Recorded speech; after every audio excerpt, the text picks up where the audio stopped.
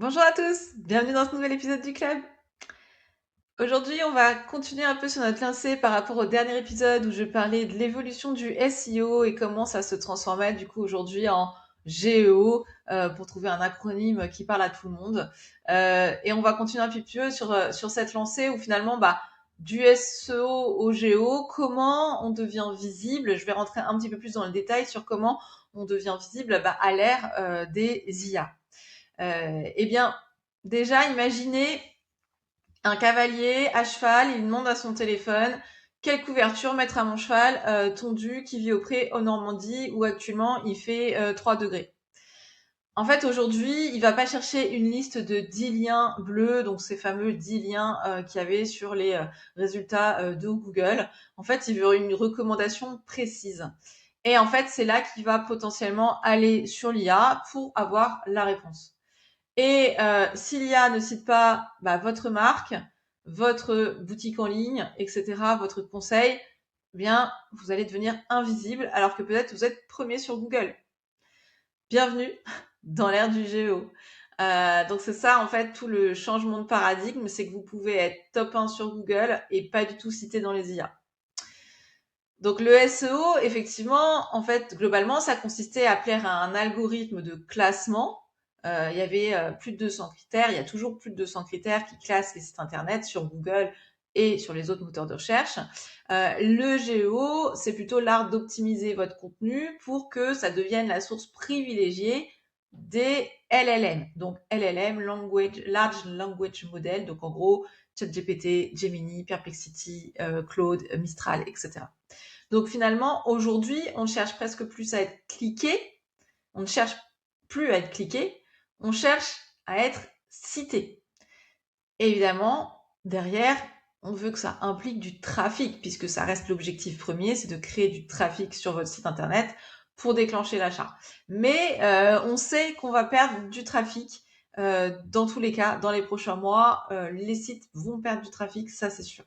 Par contre, ils vont pouvoir gagner en mention, en citation. Donc en fait, pour résumer, l'IA, elle est un peu championne du contenu générique. Si vous écrivez comme un robot, vous serez remplacé par un robot.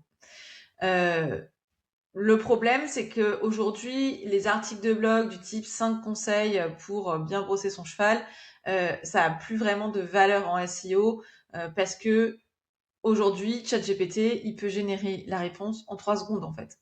Donc, on n'apporte pas vraiment de valeur en écrivant un article comme ça assez générique. Il faut apporter de la donnée propriétaire et votre propre opinion. Donc, j'insiste sur la donnée propriétaire, donc des choses qui viennent de votre expérience terrain, des chiffres que vous avez vous et qui ne se trouvent nulle part. Votre opinion à vous en tant qu'expert du sujet. Euh, L'IA, elle cherche des preuves de vrai. Donc, vous pouvez utiliser des prénoms, des lieux géographiques précis, peut-être votre département, votre région, des anecdotes de terrain avec des dates, avec des données précises. Ça, c'est des choses que les IA ne peuvent pas, elles, construire. C'est votre donnée propriétaire et c'est hyper important. Je vais vous expliquer comment on structure aujourd'hui une page IA friendly. Donc voilà, pour vous aider à commencer à construire vos contenus pour répondre un petit peu à ce que les IA cherchent. On a une structure de base et le concept, c'est de faciliter le travail de lecture de ces modèles de langage. Les IA, elles aiment les questions-réponses claires. Donc, il y a une technique qu'on appelle la technique de la pyramide inversée. Pour les articles de blog, on peut s'en servir. C'est de donner la réponse dès le premier paragraphe et de développer ensuite. Alors, ça peut être contre-intuitif parce qu'on dit, ok, mais si je donne la réponse au tout début, la personne ne va pas lire mon article. Oui, effectivement, ça peut arriver, mais c'est aussi la structure qui fait que vous allez pouvoir avoir, même pour le SEO de manière générale, c'est intéressant cette structure. Donc, on donne la réponse dès le premier paragraphe et ensuite, en fait, finalement, on développe. On fait un résumé au début et ensuite on développe. Et comme les IA, elles vont scanner le début pour savoir si vous êtes pertinent, en fait, elles vont pouvoir tout de suite trouver la réponse et ressortir la réponse dans leur propre réponse à elles. L'importance des sources et des citations, j'en ai déjà parlé. Plus vous faites des liens vers des autorités, c'est-à-dire que vous Vous-même, vous allez pouvoir faire des liens vers la Fédération française d'équitation, vers des revues scientifiques vétérinaires, vers des experts reconnus, etc. Plus l'IA, elle va considérer que votre contenu, il est fiable, il est digne d'être relayé. Et l'inverse est vrai aussi, c'est-à-dire que si elle voit votre marque, vos propres citations, etc. sur d'autres sites qui font des mentions vers votre marque, du coup, ça va là encore renforcer votre autorité. Et puis, les données structurées, je vous renvoie à l'épisode 37 de ce podcast où j'en parle un petit peu plus précisément. Donc, assurez-vous que vos données structurées sont bien là sur les bonnes pages. Donc, vos tarifs, vos horaires, vos zones d'intervention, écrits noir sur blanc, dans des listes, dans des tableaux, pas noyés dans des longs paragraphes, et du coup, derrière, avec des données structurées qui reprennent ces informations. Ça, c'était pour la structure un petit peu globale. Et maintenant, je vais vous donner 6 piliers un petit peu pour augmenter votre autorité GEO. Donc, premier pilier, soyez une entité unique. C'est l'identité de votre marque, en fait, qui est hyper importante. L'IA doit comprendre que vous êtes la même personne partout. Si votre site s'appelle, je sais pas, Haras du Trèfle, mais que votre compte Instagram, c'est écrit écurie Marie 78, elle peut avoir un doute. Elle ne sait pas si c'est la même personne, si c'est la même marque. Donc, unifiez votre nom, vos bios, vos visuels. Il faut que ça soit cohérent partout où vous prenez la parole. Pour les plus avancés, il y a une donnée structurée, c'est le balisage same as, donc schéma d'organisation, qui dit explicitement aux machines, ce profil LinkedIn et ce site web sont une seule et même identité. C'est-à-dire qu'on va venir mettre une donnée structurée qui va dire, OK, cette organisation, c'est celle-là, c'est same as, donc pareil que ce profil, same as que ce compte Instagram, same as que ce compte Facebook, etc. Deuxième pilier, incarner votre contenu. Donc là, on va mettre en place votre autorité d'auteur.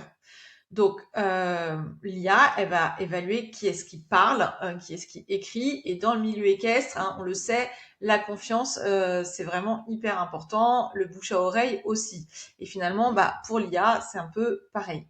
Donc, ne postez plus d'articles anonymes. Vous avez un blog sur votre site internet, signez-les.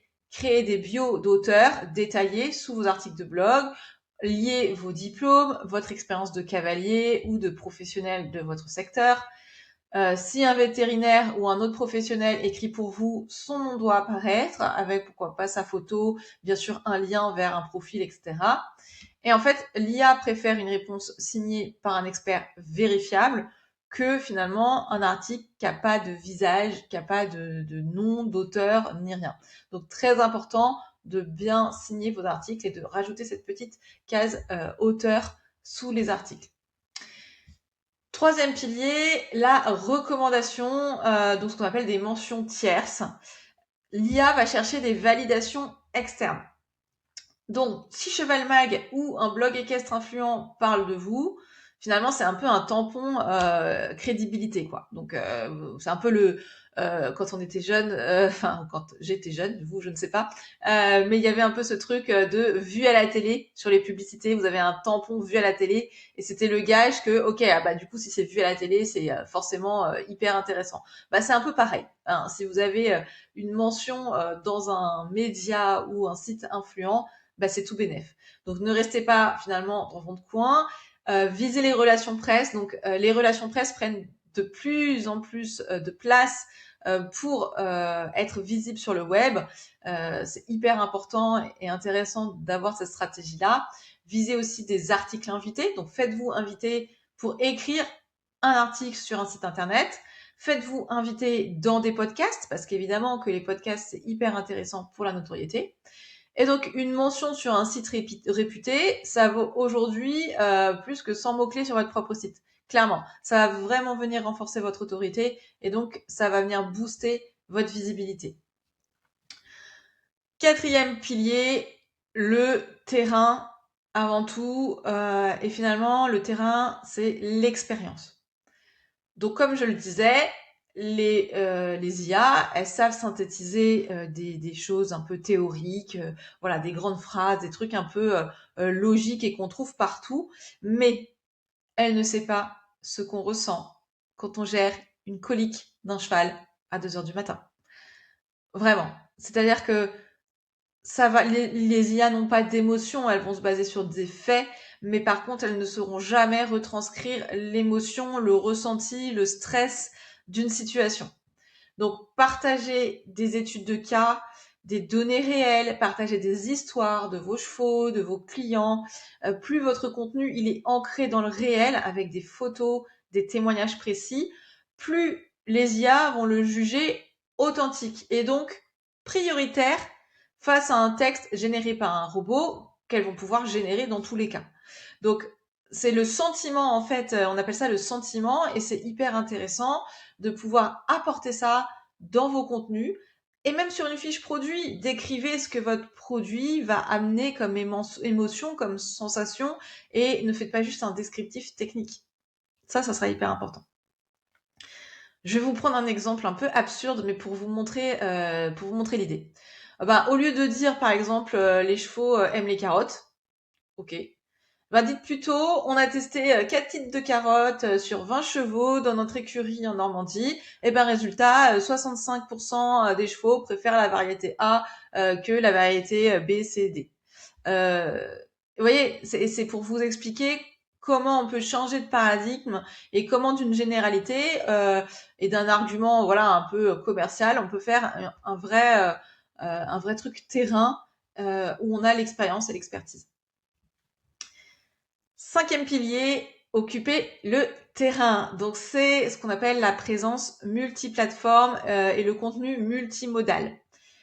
L'IA analyse votre empreinte numérique globale.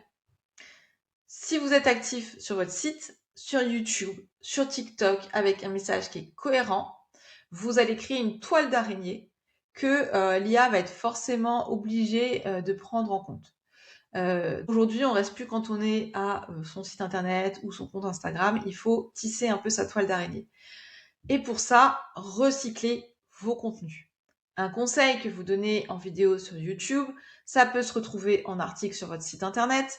Un épisode de podcast, ça peut faire un article de blog, ça peut faire des reels, ça peut faire des shorts. Donc vraiment recycler votre contenu.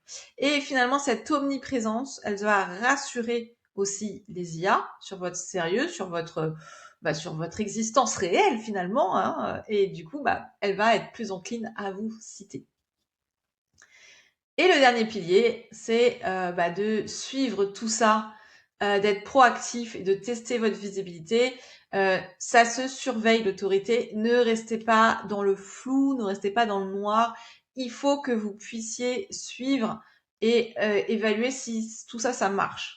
Donc, allez sur ChatGPT, allez sur Gemini, allez sur Perplexity, posez-leur des questions sur votre niche. Alors attention, petite astuce, c'est comme sur Google. Ne le faites pas forcément sur le compte où vous êtes connecté parce que les IA ont l'historique de vos conversations, elles savent qui vous êtes, ce que vous faites. Donc, faites-le sur des comptes, faites-le sans compte en navigation privée et voilà, sur des versions où vous n'êtes pas connecté et posez-leur des questions sur votre secteur, sur votre niche, qui sont les experts de mon domaine et puis regardez ce qui sort. Si c'est pas vous, analysez ce que vos concurrents font et pourquoi ils sont cités. Et puis du coup, vous allez ajuster, vous allez regarder comment vous allez pouvoir améliorer ça. Alors, il y a plein d'astuces, vous pouvez lister les prompts, bien sûr, qui sont les experts de mon domaine, mais c'est poser des questions comme si vous étiez votre client et que vous pourriez poser une question à ChatGPT et regarder ce qui ressort. Et donc, vous allez pouvoir essayer de voir ce qui marche chez les autres, ce qu'ils font pour pouvoir refaire pareil. Et en fait, c'est un ajustement permanent. Donc, c'est une stratégie à avoir. Il faut ajuster tout ça pour voir si vous avez des mentions qui évoluent dans le temps. Il y a un petit outil gratuit qui s'appelle Are You Mention et du coup qui est hyper intéressant. Donc en français Are You Mention, Are You Mention, qui vous permet en fait de renseigner, de connecter votre site à GA4 et du coup ça vous permet de regarder si vous êtes cité, s'il y a du trafic issu de ChatGPT, de Gemini, etc. Et pour le site e-commerce, vous pouvez même avoir un suivi des conversions et voir si vous avez des conversions et des achats issus de ChatGPT ou autres LLM. À retenir, en conclusion, construire son autorité à l'ère de l'IA, c'est unifier son identité, prouver son expertise par l'expérience réelle et sortir un petit peu de chez soi, sortir de son site pour obtenir des validations externes. Donc c'est plus seulement des mots-clés qu'on va aligner et 100 000 contenus sur sa page, sur son site internet, c'est finalement plutôt de la réputation numérique. Votre défi sur cette semaine, vous savez que j'aime vous lancer des défis et vous faire passer à l'action. Allez sur votre site web. Assurez-vous que chaque article important, il est signé par votre nom, avec une petite bio qui explique pourquoi vous êtes légitime pour en parler. Rien que ça, c'est un premier pas pour rassurer des IA. Ajoutez aussi une petite anecdote personnelle, un chiffre, quelque chose qu'il n'y a que vous qui savez dans vos articles. Le SEO, il évolue, mais votre expertise, ça reste votre meilleure arme. Si vous voulez aller plus loin, abonnez-vous à ce podcast pour ne pas rater le prochain épisode ou rejoignez le Clubhouse, ma newsletter hebdomadaire où je traite des sujets marketing et SEO pour vous aider à passer à l'action. Et sinon, je vous dis à très bientôt dans un nouvel épisode. Bye!